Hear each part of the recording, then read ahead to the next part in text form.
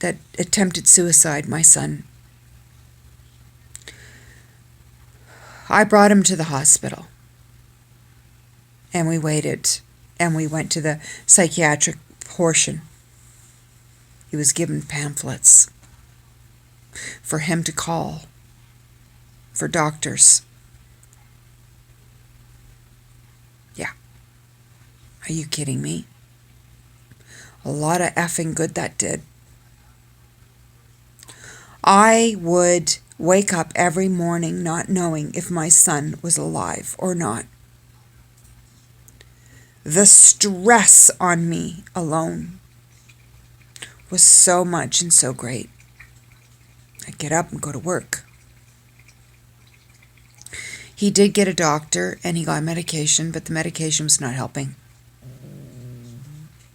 That's my stomach. I would make sure that he would have his medication, and my puppy, I would make sure that my puppy was in with him before I left for work. I worried all day, every day, because I never knew what I was going to come home to.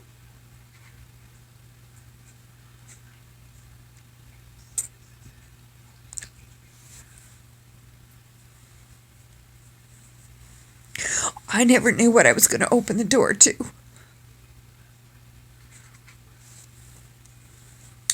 I don't think my body has ever been under so much stress in its life. With everything that's had happened to me, I don't think my body was under so much stress in its entire life. And then came the big one, where he swallowed all his medication. And I had already broken my ankle and my heel. And I had my cast off at that particular point.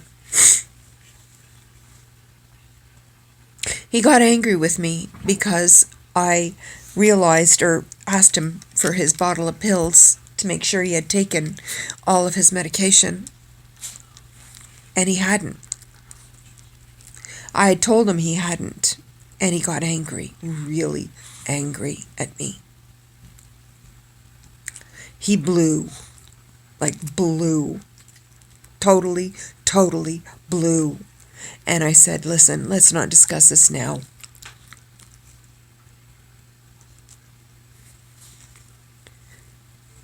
Well, he just blew.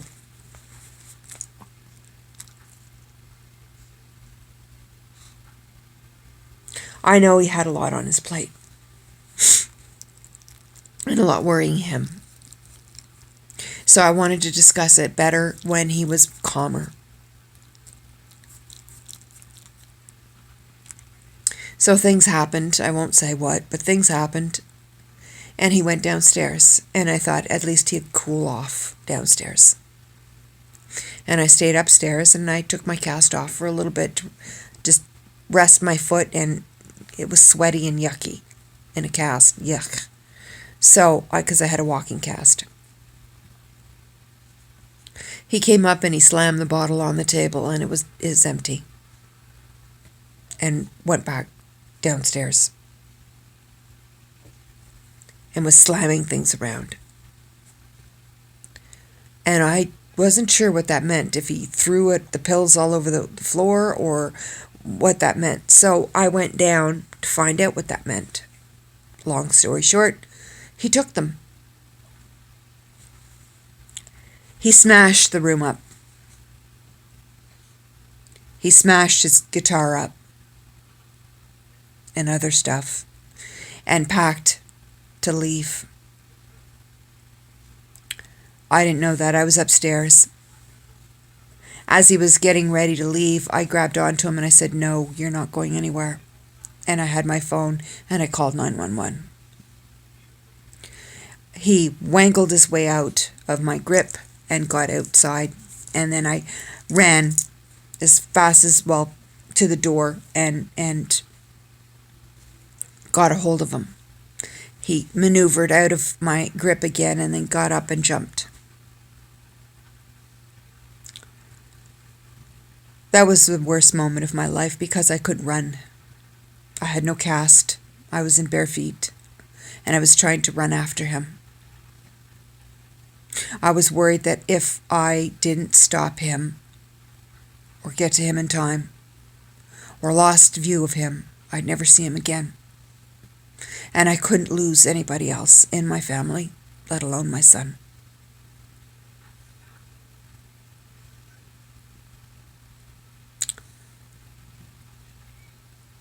He took something out of his back pants, and it was a BB gun. And he put it in the duffel bag that I had bought him. I didn't know he had that with him. They phoned the police as well. And I was crying and yelling to them that it was just a BB gun. Please let them know it's just a BB gun. He's not in his right mind. He took all his medication. Please. I heard the sirens coming. I knew they were coming for him. I didn't know what his train of thought was, whether it was suicide by cop as well as pills, everything.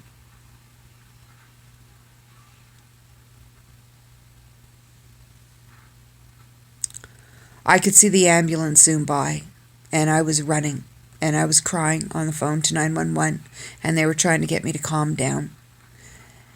And I was just inconsolable, and at that point my ankle was so swollen and large, because all I could see was police cars at the end and ambulances. But he was all right. As soon as I saw him standing, I knew at least that part, it was okay. They took him into the ambulance, and they wanted to take me as well, because my ankle and foot were humongous, and I said no. Just please bring me home so I can go to the hospital with him. And I did. There was a whole bunch of things that ensued afterwards. And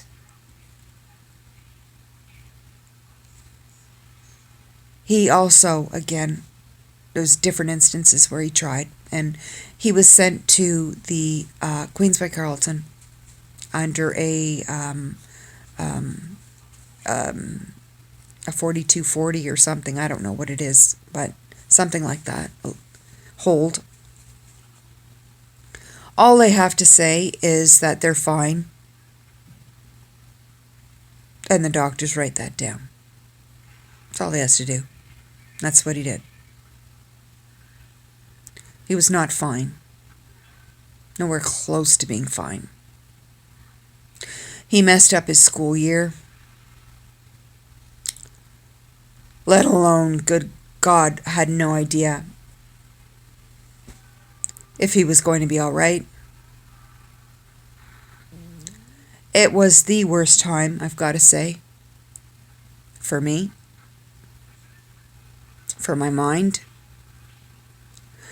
People kept saying, let go, let go, let go. He's going to do what he's going to do. And I couldn't let go.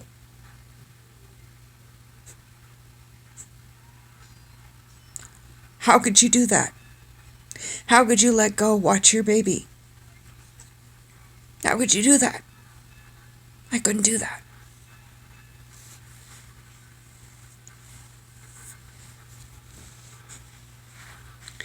I said he's going to do what he's going to do, regardless of you. And I knew it, so I just had to try to stop him at every turn. He moved out of my place. At that point, I had no more control. I didn't know. Didn't know what was going to happen to him at that point.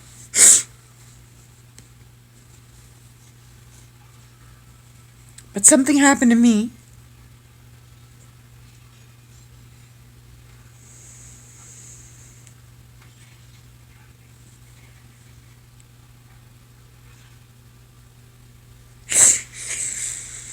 Something happened to me. I went to get a coffee, which I normally never do.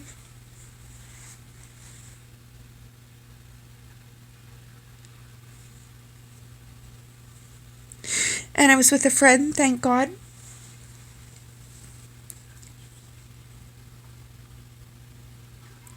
And I felt weird. I couldn't all of a sudden see. She knew something strange was happening, serious. So she called some of the officers that were there to help and pulled me up by the arms. I didn't know what was happening, but I knew something really strange was happening, and my head hurt really bad.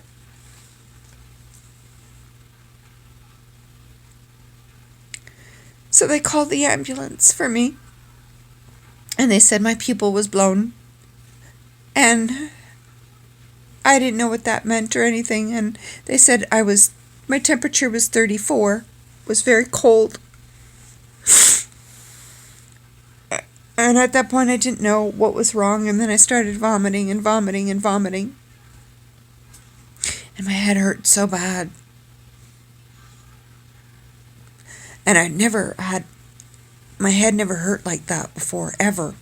I don't get headaches. And that was like, oh my God, my head. So they thought I had a stroke. I didn't realize that. And my dad died from a stroke.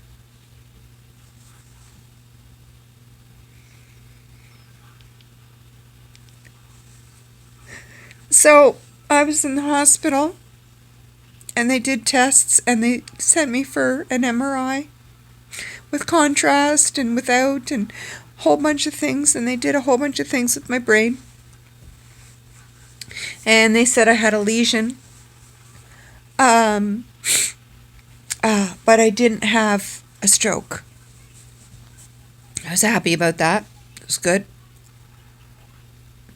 However, these things that I was suffering, I had were apparently 3 different migraines all at the same time. And I had 3 neurologists for the longest time. And then I've got one who specialized in migraines, Dr. Sitwell. And they couldn't figure out why, like, what had happened.